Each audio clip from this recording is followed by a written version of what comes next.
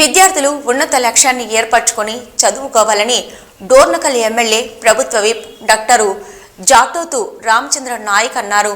మహబూబాబాద్ జిల్లా కేంద్రంలో JNTU engineering కళాశాలలో ఓరియంటేషన్ మరియు ఇండక్షన్ ప్రోగ్రాం కార్యక్రమంలో ప్రభుత్వ విప్ పాల్గొన్నారు. ఈ సందర్భంగా ప్రభుత్వ విప్ రామచంద్ర నాయక్ మాట్లాడుతూ విద్యార్థులు నిర్దిష్ట ప్రణాళికతో ముందుకు కొనసాగాలని, సరైన సమయంలో మంచి నిర్ణయాన్ని తీసుకొని ఉన్నత లక్ష్యాలను ఏర్పరచుకోవాలని సూచించారు.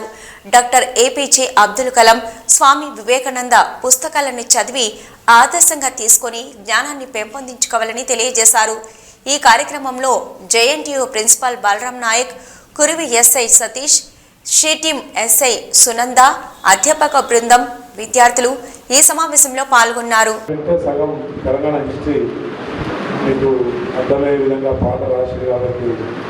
ఆ పాటను రాష్ట్ర గీతంగా మన ముఖ్యమంత్రి గారు రేవంత్ రెడ్డి గారు తెలంగాణ విద్యార్థుల్లో ఒక స్ఫూర్తి నింపే ఒక కార్యక్రమాన్ని తీసుకున్నారు. అందుకే దాన్ని రాష్ట్ర గీతంగా ప్రకటించడం జరిగింది. మరి మీరంతా జేఎన్టీయూ ఆడిముత్యాలు, కానీ సక్సెస్ వెనకాల హార్డ్ వర్క్ మనం కంపల్సరీ బేసిక్ ప్రిన్సిపల్. మీ అంతా మ్యాథ్స్ స్టూడెంట్సే కదా, ప్రిన్సిపల్ లేకుంటే సొల్యూషన్ రాదు. అది ఫిజిక్స్ అయినా మ్యాథ్స్ అయినా ఎక్కడైనా. సో హార్డ్ సక్సెస్కి ప్రిన్సిపల్స్ మర్చిపోకండి. ఒకటి హార్డ్ వర్క్, రెండవది డెడికేషన్, మూడవది యాటిట్యూడ్. అబ్దుల్ కలాం గారు చెప్పింది నేను చెప్తున్నాను, నేను కొత్తగా చెప్పట్లా.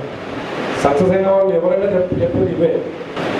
మీరందరూ బాగుపడితే, మీరందరూ మంచి పొజిషన్లో ఉంటే, నాకు తెలిసి ఇక్కడ 150 మంది ఉన్నారనుకున్నాం, 150 ఫ్యామిలీస్ డెవలప్ అవుతుందిలే.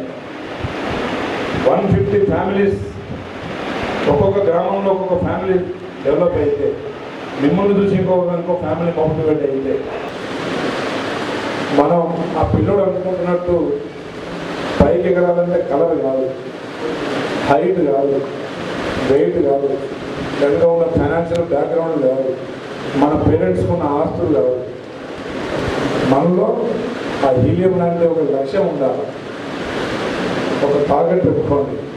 అబ్దుల్ కలాం గారు పేపర్ బాయ్, స్కూలింగ్ చదివేటప్పుడు ఒక పేదింటి బిడ్డ, పూర్ మిడిల్ క్లాస్, లో మిడిల్ క్లాస్ ఫ్యామిలీ, పేపర్ బాయ్గా పనిచేస్తున్న అబ్దుల్ కలాం గారు తను అనుకున్న ఇంజనీరింగ్ రాకపోతే ఏరోనాటికల్లో జాయిన్ అయ్యి, మరి ఏరోనాటికల్లోనే ఒక వరల్డ్ ఫేమస్ సైంటిస్ట్ అయినంటే అతను పడ్డ పెయిన్, చిన్నప్పుడు అతను పడ్డ పెయినే అతన్ని అంత స్థాయి తీసుకుపోయి ఉంటాడు. ఆ పెయిన్ పేపర్ అమ్ముతున్నప్పుడు తను సైకిల్ తొక్కుకుంటూ ఇంటింటికి పేపర్ వేసే టైంకి మళ్ళీ స్కూల్కి వెళ్ళాలి, స్కూల్లో మళ్ళీ బుక్స్ కొనుక్కోవాలి, ఇంట్లో మళ్ళీ ఫైనాన్షియల్ పరిస్థితులు బాగలేవు.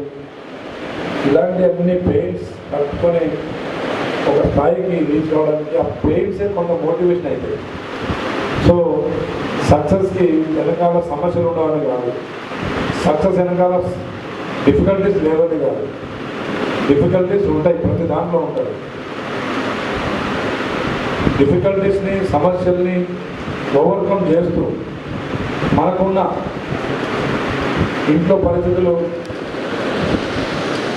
వెనకలాగుతుంటుంది, లేదంటే మన హెల్త్ కండిషన్ డిస్టర్బ్ చేస్తూ ఉంటుంది, పక్కన ఫ్రెండ్స్ డిస్టర్బ్ చేస్తూ ఉంటారు.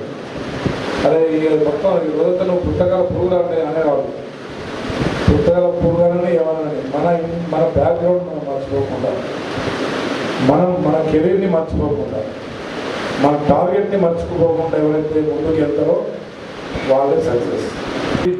అగ్రికల్చర్ సైన్స్ చేసుకున్న చాలామంది, ఆమె అక్షరాపేట అగ్రికల్చర్ బిఎస్సీ చేసి పాపం top rank, national first ranker.